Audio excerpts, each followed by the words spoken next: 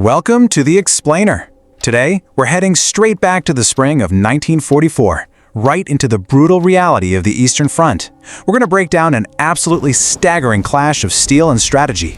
It's a battle that pitted overwhelming numbers against meticulous tactical discipline. And let me tell you, the results were literally massive. Okay, let's dive into this. How is this outcome even mathematically possible in modern warfare? 350 enemy tanks destroyed, while the defenders permanently lost only 10 of their own. It sounds like a total myth, right? But it's real history. To understand this incredible underdog story and the sheer tactical brilliance behind it, we've got to look at the ground conditions that set the stage. Section 1. The Eastern Front 1944. Stalemate in the mud. By early 1944, the Eastern Front was just this absolute cauldron of fire and fury. The Red Army had been pushing relentlessly westward, driving the Germans back hundreds of miles. But just as they really built momentum, nature pulled the emergency brake. Heavy spring rains poured down across Eastern Europe, completely transforming the dirt roads and open plains into this thick, impassable, muddy quagmire. This visceral, freezing mud forced the rapid Soviet mobile units to a grinding, frustrating halt. But you know, this pause didn't mean peace. It created an incredibly tense lull. Both sides were frantically using this time to regroup, because they knew that as soon as the ground dried, all hell was going to break loose. And the stakes during this lull, they couldn't have been higher. The Soviets, led by Marshal Ivan Konev, had a massive force of 650 tanks across the 2nd Tank Army and the 27th Army. Their main objective was to break through the defenses at a small Romanian town called Târgu Frumos and secure a clear path to the Ploiești oil fields. This was basically the lifeblood fueling the entire German war machine. Desperately trying to hold the line against this massive threat was Army Group Wohler, featuring the elite, battle-hardened Großdeutschland Division. Section 2. Clash of Steel Titans. The Tiger meets the IS-2. Now, what's really interesting about this slide is how both sides knew this battle was going to be decided by a collision of sheer mechanical power. It was an engineering arms race. On one side, we have the legendary German Tiger tank, with its incredibly thick armor and lethal 88mm gun. It had been a total nightmare for Soviet tank crews for over a year. Standard Soviet shells just bounced right off its hull. So the Soviet High Command actually custom-built an answer, the IS-2, or Joseph Stalin heavy tank. This was a 57-ton behemoth armed with a monstrous 122mm gun designed specifically to go head-to-head with the German Big Cat and just tear it apart. Section 3. Setting the Trap. The German Defense. Facing down these new Soviet monstrosities was a man widely considered one of the finest armored commanders in the German army, Lieutenant General Hasso von Manteuffel. Manteuffel knew he was vastly outnumbered, so to outsmart the Soviet advance, the Germans leaned heavily on a doctrine known as the Fire Brigade. Because they had a really wide front to defend and relatively few tanks, they couldn't just spread their armor thin. Instead, they kept their panzer divisions highly mobile, holding them in reserve on the few reliable roads that weren't totally swallowed by mud. When the enemy punched a hole in the line, this armored fire brigade would rapidly rush in to violently extinguish the breakthrough. But Manteuffel didn't just wait around to react, he actively set a trap. He looked at the open, drying terrain in front of Târgu Frumos and turned it into a pre-calculated chessboard. He fortified his infantry deep into the ground and used the local geography, specifically hills 192, 197, 254, and 372, to gain a perfect vantage point.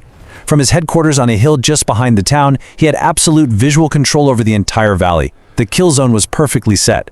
Section 4. Ambush at Târgu Frumos, May 1944.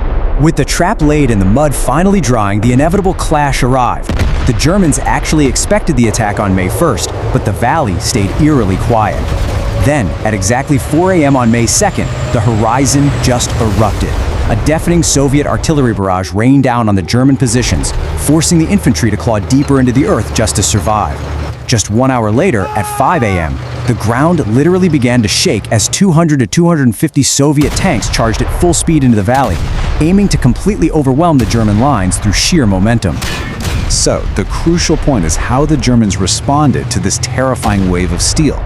They executed a brilliantly disciplined 3-step ambush. Step 1 required immense psychological courage. The frontline German infantry stayed completely hidden in their deep foxholes, holding their nerve while 57-ton IS-2 beasts rumbled directly over their heads. Step 2. As the Soviet tanks surged past, leaving their own infantry behind, hidden German anti-tank guns and Stug assault vehicles opened up from concealed positions, stripping away any remaining Soviet infantry support. Step 3. Once the Soviet tanks were isolated and disoriented, Manteuffel unleashed the Fire Brigade. German Tigers and Panthers counterattacked with devastating precision. The result was absolute, overwhelming chaos for the Red Army. In one sector alone, 10 Soviet T-34s breached an assembly area and were turned into raging steel infernos in mere seconds by the faster-reacting German gunners. And adding to the nightmare, the Luftwaffe arrived. Stuka dive bombers commanded by Hans-Ulrich Rudel rained destruction from the sky, wiping out Soviet artillery positions and completely shattering the coordination of the entire Soviet tank charge. Having their massive armored spearhead completely blunted, the Soviets were forced to adapt. By May 4th, the grand, sweeping tank maneuvers disappeared, replaced by horrific, concentrated infantry attacks. The battle for survival dragged right back into the mud. The fight for strategic points like Hill 256 and the village of Jesty became exceptionally brutal. You know, it wasn't about 122mm guns anymore. Combat devolved into terrifying hand-to-hand struggles using hand grenades, flamethrowers, and even razor-sharp entrenching tools. Through sheer grit, German commanders like Captain Meyer led desperate counterattacks that ultimately reclaimed these vital positions. Section 5. A defensive masterclass. The aftermath. After days of relentless, ear-shattering combat, the guns finally fell silent. The Soviet attempt to break through was completely halted. And to truly grasp the magnitude of what happened here, we have to look at the final numbers. Over the course of just the first 3 days of fighting, the German defenders completely destroyed over 350 Soviet tanks, while severely damaging hundreds more. It was an astonishing toll on what was supposed to be an unstoppable armored juggernaut. And this brilliantly illustrates the effectiveness of Manteuffel's layered defense. Ready for this? The Grossdeutschland division suffered the permanent loss of only 10 tanks. 10 against an attacking force of over 650. This absolute disparity in losses is exactly why this battle didn't just fade into history. The Battle of Târgu Frumos became a literal textbook example of how to execute a combined arms defense.